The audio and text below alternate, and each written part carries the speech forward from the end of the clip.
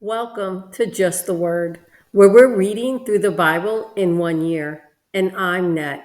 Today's reading will come from Psalm chapter 29 and from Matthew chapter 26.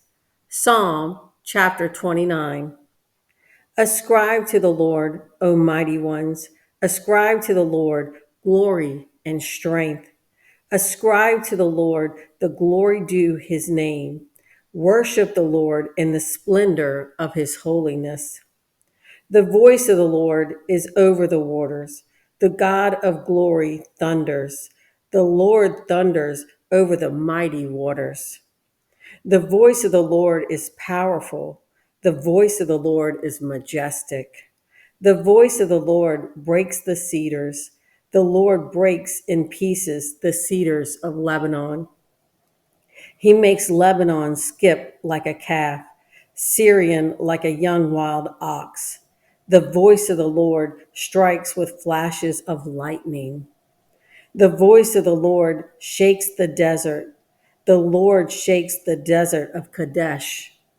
The voice of the Lord twists the oaks and strips the forest bare. And in his temple all cry, Glory. The Lord sits enthroned over the flood. The Lord is enthroned as king forever. The Lord gives strength to his people. The Lord blesses his people with peace. Now we move to Matthew. Matthew chapter 26. When Jesus had finished saying all these things, he said to his disciples, As you know, the Passover is 2 days away, and the Son of Man will be handed over to be crucified. Then the chief priest and the elders of the people assembled in the palace of the high priest, whose name was Caiaphas, and they plotted to arrest Jesus in some sly way and kill him. But not during the feast, they said, or there may be a riot among the people. While Jesus was in Bethany, in the home of a man known as Simon the leper, a woman came to him with an alabaster jar of very expensive perfume, which she poured on his head as he was reclining at the table. When the disciples saw this, they were indignant. Why this waste? They asked. This perfume could have been sold at a high price and the money given to the poor. Aware of this, Jesus said to them, Why are you bothering this woman? She has done a beautiful thing to me. The poor you will always have with you, but you will not always have me. When she poured this perfume on my body, she did it to prepare me for burial.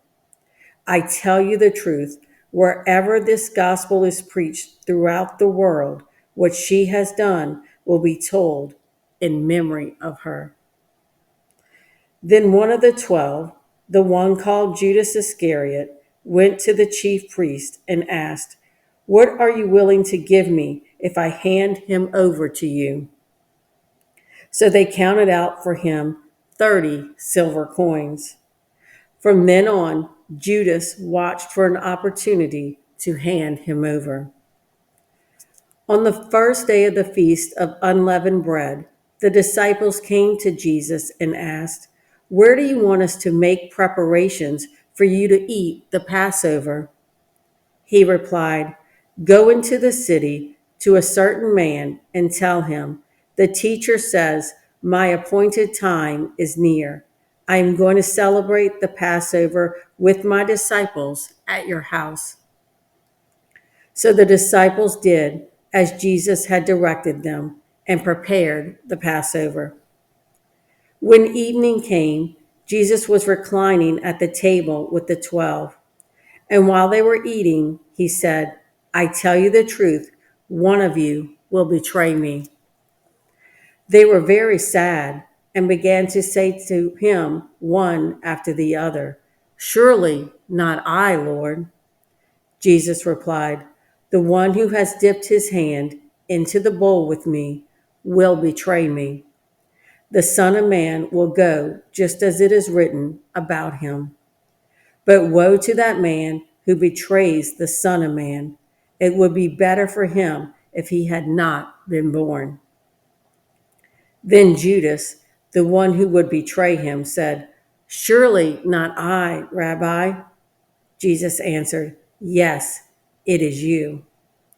While they were eating, Jesus took bread, gave thanks, and broke it, and gave it to his disciples, saying, "Take and eat. This is my body." Then he took the cup, gave thanks, and offered it to them, saying, "Drink from it, all of you. This is my blood of the covenant, which is poured out for many for the forgiveness of sins. I tell you, I will not drink of this fruit of the vine from now on until that day when I drink it anew with you in my Father's kingdom." When they had sung a hymn, they went out to the Mount of Olives.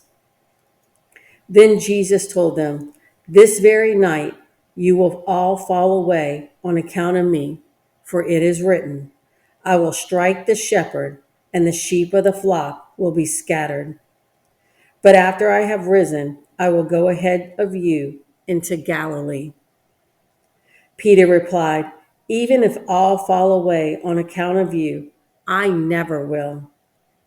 "I tell you the truth," Jesus answered. "This very night, before the rooster crows, you will disown me 3 times."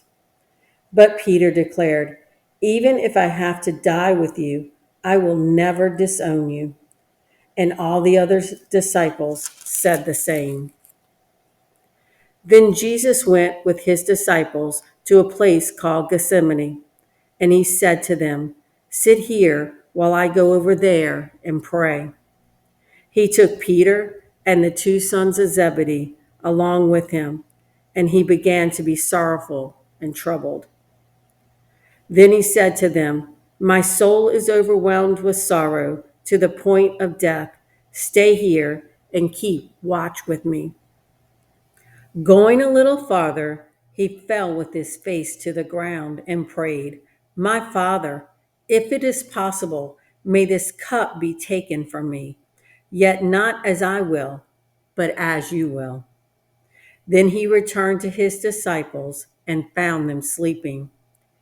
"Could you men not keep watch with me for 1 hour?" he asked Peter. "Watch and pray so that you will not fall into temptation. The spirit is willing, but the body is weak." He went away a second time and prayed, "My Father, if it is not possible for this cup to be taken away unless I drink it, may your will be done." When he came back, he again found them sleeping because their eyes were heavy. So he left them and went away once more and prayed the third time, saying the same thing. Then he returned to the disciples and said to them, "Are you still sleeping and resting? Look, the hour is near, and the Son of Man is betrayed into the hands of sinners. Rise, let us go. Here comes my betrayer." While he was still speaking, Judas, one of the 12, arrived. With him was a large crowd armed with swords and clubs, sent from the chief priests and the elders of the people. Now the betrayer had arranged a signal with them. "The one I kiss is the man. Arrest him." Going at once to Jesus, Judas said, "Greetings, Rabbi," and kissed him. Jesus replied, "Friend, do what you came for." Then the men stepped forward, seized Jesus, and arrested him. With that, one of Jesus' companions reached for his sword, drew it out, and struck the servant of the high priest, cutting off his ear.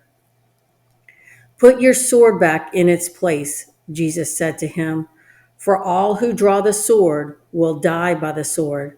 Do you think I cannot call on my Father, and he will at once put at my disposal more than 12 legions of angels? But how then would the scriptures be fulfilled that say it must happen in this way? At that time, Jesus said to the crowd, "Am I leading a rebellion that you have come out with swords and clubs to capture me? Every day I sat in the temple courts teaching, and you did not arrest me. But this has all taken place that the writings of the prophets might be fulfilled." Then all the disciples deserted him and fled. Those who had arrested Jesus took him to Caiaphas, the high priest, where the teachers of the law and the elders had assembled. But Peter followed him at a distance, right up to the courtyard of the high priest. He entered and sat down with the guards to see the outcome. The chief priest and the whole Sanhedrin were looking for false evidence against Jesus so that they could put him to death. But they did not find any, though many false witnesses came forward. Finally, two came forward and declared, "This fellow said, 'I am able to destroy the temple of God and rebuild it in 3 days.'" Then the high priest stood up and said to Jesus, "Are you not going to answer? What is this testimony that these men are bringing against you?" But Jesus remained silent. The high priest said to him, "I charge you under oath by the living God. Tell us if you are the Christ, the Son of God." "Yes, it is as you say," Jesus replied. "But I say to all of you, in the future you will see the Son of Man sitting at the right hand of the Mighty One and coming on the clouds of heaven." Then the high priest tore his clothes and said, "He has spoken blasphemy. Why do we need any more witnesses? Look, now you have heard the blasphemy. What do you think?" "He is worthy of death," they answered. Then they spit in his face and struck him with their fist. Others slapped him and said, "Prophesy to us, Christ. Who hit you?" Now Peter was sitting out in the courtyard, and a servant girl came to him. "You also were with Jesus of Galilee," she said. But he denied it before them all. "I don't know what you're talking about," he said. Then he went out to the gateway, where another girl saw him and said to the people, "This fellow was with Jesus of Nazareth." He denied it again with an oath, "I don't know the man." After a little while, those standing there went up to Peter and said, "Surely you are one of them, for your accent gives you away." Then he began to call down curses on himself, and he swore to them, "I don't know the man." Immediately a rooster crowed. Then Peter remembered the word Jesus had spoken, "Before the rooster crows, you will disown me 3 times." And he went outside and wept bitterly. Thanks for joining Just the Word. See you tomorrow.